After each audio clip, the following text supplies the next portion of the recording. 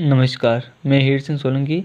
इस वीडियो में आपको सुनाने जा रहा हूँ एक बहुत ही ज़ोरदार कविता जो हाडी रानी के ऊपर लिखी गई है। आपको जानकर बड़ी खुशी होगी कि ये जो कविता है मैंने लिखी है। मेवाड़ी भाषा में रचित इस कविता में हाडी रानी और स्वयंवर के सामंत झुंडावत रतन सिंह जी के बारे में बताया गया है कि जब उनकी नई नई शादी हुई और उन्होंने मन की बात भी नहीं की, तभी अचानक मेवाड़ के महाराणा राज सिंह जी का एक दूत, एक सैनिक संदेश लेके आता है। और वो क्या कहता है जो इस कविता में बताया गया है, जो इस प्रकार है। ब्याह ने 2-4 दिन ब्याह हाडी रानी रे साथ, संदेश ले आयो दूत राणा रो, हाल तक नहीं की दी मन री बात। राणा का जो दूत संदेश लेके आता है, फिर वो क्या कहता है। हुक्म कागज राणा रो मूलायो, राणा हुक्म है केवायो, राणा हुक्म है केवायो। वो कहता है कि हुक्म, मैं राणा का जो है ये कागज़ लेके आया हूँ, ये संदेश लेके आया हूँ और उन्होंने आपके लिए ये जो हुक्म है भिजवाए हैं। फिर उस हुक्म में मतलब उस संदेश में, उस कागज़ में क्या लिखा हुआ था देखना आप। उसमें लिखा हुआ था कि बेरारो हमलो हुजो है आज, बेरारो हमलो हुयो है आज, आनो है थाने रण में, सेनारी करनी है साज। उसमें लिखा हुआ था कि दुश्मनों का हमला जो है हो गया है और आपको अपनी सेना लेके जो है आज आना है, मतलब सेना को तैयार करके लेके आ जाना है। उस समय क्या हुआ कि अपने अजमेर की एक राजकुमारी थी चारुमती, तो उससे औरंगजेब ज़बरदस्ती जो है शादी करना चाहता था। तो उसने मेवाड़ के महाराणा राज सिंह जी को संदेश भेजा कि आप जो है मुझसे शादी कीजिए, मैं एक मुसलमान के साथ शादी नहीं कर सकती। तो तभी जो है मेवाड़ के महाराणा ने हाँ कर दी, तो वो शादी करने के लिए राजी हुए। तो औरंगजेब उससे नाराज़ हो गया और दोनों के बीच युद्ध होने लगा। इसलिए इस जो महाराणा ने जो है रतन सिंह जी को ये संदेश भेजा था। फिर क्या हुआ आगे, जब उन्होंने ये संदेश पढ़ा, उनको थोड़ा सा दुख हुआ। अभी भी नई शादी हुई उनकी और उनको जो है वापस अपनी पत्नी को छोड़ के, अपनी रानी को छोड़ के युद्ध के लिए जाना था। थोड़ा सा दुख तो होता है। तो फिर आगे क्या हुआ, लेकिन फिर भी उनको जाना भी ज़रूरी है, नहीं जाए तो अच्छा नहीं लगे, है ना, सामंत जो है। तो फिर क्या हुआ आगे, देखो रण में जावन वाते, चुंडावत रवाना होवे हैं, मन नी लागे है जावन में, रे रेन राज महल ने जोवे हैं। उनका मतलब वो क्या कर रहे हैं, जाने के लिए तैयार हो रहे हैं, रवाना हो रहे हैं, लेकिन उनको जाने में मन नहीं लग रहा है और बार बार क्या कर रहे हैं, राजमहल जो है उसको देख रहे हैं। वो देख रहे हैं कि ये रानी दिखाई दे तो। फिर आगे क्या होता है, राजमहल में देखे हैं रानी, जद सपिन खड़की रे बड़े, नजर सवार चुंडावतरी घड़े की पे जद पड़े। जब चुंडावत जी तैयार हो रहे थे, घोड़े पे बैठ के जा रहे थे, तभी वो महल की तरफ देख रहे थे। तभी अचानक जो है रानी भी इधर आ जाती हैं, अपनी खिड़की के पास में से वो भी जो है छुप के देख रही हैं। तभी अचानक जो है अपने चुंडावत जी जो है उनकी नज़र वहाँ पे खिड़की पे पड़ जाती है। फिर क्या होता है आगे, हाथ लगम हाथ मेरी गी, मन री लगम खड़की पे है, घोड़े पे सवार चुंडावत, उबो अबे धरती पे है।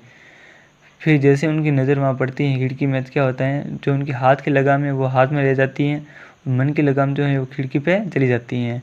और पहले वो मतलब घोड़े पे सवार मतलब थे, बैठे थे, जब उनकी नज़र पड़ी थी, और जैसे ही नज़र पड़ी उसके बाद वो क्या वापस घोड़े से उतर गए, अब धरती पे खड़े हैं। फिर आगे क्या होता है, कवि क्या कह रहा है आगे, चुंडावत देखो नी माने, सोच में पड़ जावे हैं, रण में नी मन लागे हैं, रानी री याद सतावे हैं। मतलब वो अपने आप को बहुत समझा रहा है कि मुझे युद्ध में जाना चाहिए, लेकिन फिर भी कहीं न कहीं जो है उसका मन उसकी रानी में लग ही जाता है और उसकी याद जो है उसको सताने लग जाती है कि अभी नई नई शादी हुई और मैं छोड़ के इसको कैसे जाऊँ। उसको भी तो मतलब जो है वचन दे के लाया हूँ, इसीलिए। फिर आगे क्या होता है, फिर वो मन में क्या सोचते हैं, मतलब जय रूहूं मुँह रण में आज, मन मारो नीरण में है, वे उबा खड़की रे बड़े, मन मारो आज जन में है। फिर वो कह रहे हैं आज मैं युद्ध में जा रहा हूँ, रण में जा रहा हूँ, लेकिन मेरा मन नहीं लग रहा है। फिर वो क्या कहते हैं आगे कि उनका मन कहाँ है, उसके लिए वो कहते हैं कि आज जो खिड़की के पास में जो खड़े हैं, मेरा मन उनके पास है और मेरा मन आज युद्ध में नहीं लग रहा है। फिर आगे क्या होता है, देखो दौड़िया दौड़िया जावे चुंडावत, नवो डराणी सु मिलवा, रानी ने जाके वे हैं, जय रूहूं रण में रण जितवा। फिर उनका मन नहीं लगता तो वो दौड़ते हुए जो है रानी के पास में जाते हैं और उनसे क्या कहते हैं कि आज जो है मेवाड़ महाराणा ने मुझे संदेश भेजा है और मुझे युद्ध के लिए जाना पड़ेगा, ठीक है। फिर वो आगे क्या कहते हैं, छात्र धर्म की विशेषता बताते हुए, संसार रा सारा सुख छोड़िया, कदी न मानो धर्म भूलिया, संसार रा सारा सुख छोड़िया, कदी न मानो धर्म भूलिया, मैं भूलिया अपना ने, पण कदी न मानो कर्म भूलिया। वो छात्र धर्म की विशेषता बताते हुए कहते हैं कि हमने जो है संसार के सारे सुख सुविधा छोड़ दिए, लेकिन हमने कभी भी अपना धर्म नहीं भूले और हम जो है अपनों को भूल जाते हैं, लेकिन हम जो है हमेशा अपना कर्म करते हैं, कर्म से हम कभी भी पीछे नहीं हटे। फिर आगे क्या कहते हैं वो वापस, जानो है माने रण में आज, राणा ओ संदेशो के वायो, थे भूल्या मत माने कदी, चुंडावत ओ विश्वास बंधायो। वो कहते हैं कि मेवाड़ महाराणा ने जो संदेश भेजा है उसकी पालना जरूर करनी पड़ेगी मुझे, तो आज मुझे रण में जाना ही पड़ेगा, लेकिन आप भूलना मत मुझे, मैं जो है वापस आऊँगा। ये उन्होंने क्या रानी को विश्वास बंधाया था, है ना। फिर क्या होता है, रानी हृदय पे पत्थर रख बोलिया, थे नी थानो कर्तव्य भूलो, अनि मेवाड़ धरा और धर्म रे बाते, सदारण झूले में झूलो। फिर रानी भी जो थी उसमें भी कहीं न कहीं वो भी समझदार थी, तो उसने भी अपने हृदय पे पत्थर रख के जो है उनको कहा है कि आप जो है अपने कर्तव्य को मत भूलो, आप जो है जाइए, युद्ध के लिए जाइए और अपना धर्म अपना कर्म निभाइए, है ना।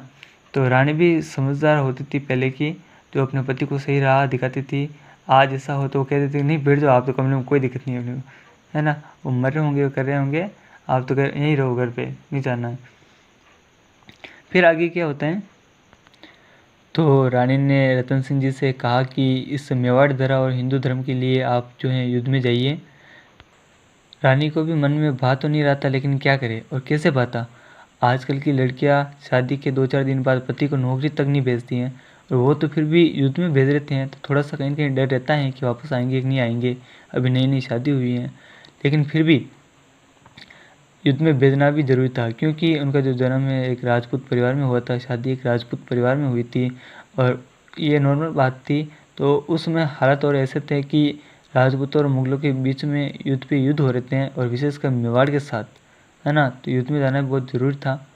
और उसके बाद फिर क्या होता है आगे, रण में जाऊं पेली चुंडावत, रानी सु मनरी मांगी, नव आशा और अटल विश्वास री, अमूल्य निशानी मांगी। मतलब रण में युद्ध में जाने से पहले चुंडावत ने मतलब सोचा कि एक रानी की कोई एक निशानी मैं लेके जाता हूँ, जो रानी की मुझे युद्ध में याद नहीं सताएगी, है ना। तो मतलब उन्होंने रानी से एक निशानी ऐसी मांगी जो उनका मतलब साथ में रहे। तो फिर क्या होता है आगे, जब स्वामी की ये बातें जो हैं रानी सुनती है, तो वो मतलब समझ जाती है कि जो स्वामी हैं रतन सिंह जी जो हैं, मतलब जो पति हैं उनके नवोड़ा रानी के, उनका जो मन है युद्ध में लग नहीं रहा है और उनका मन रानी के ऊपर लग रहा है। तो फिर क्या होता है आगे, सुन बाता स्वामी रे रानी, मन में सब समझ गया। स्वामी रो मन तुझ तन पे है, अणी सोच में डूब गया।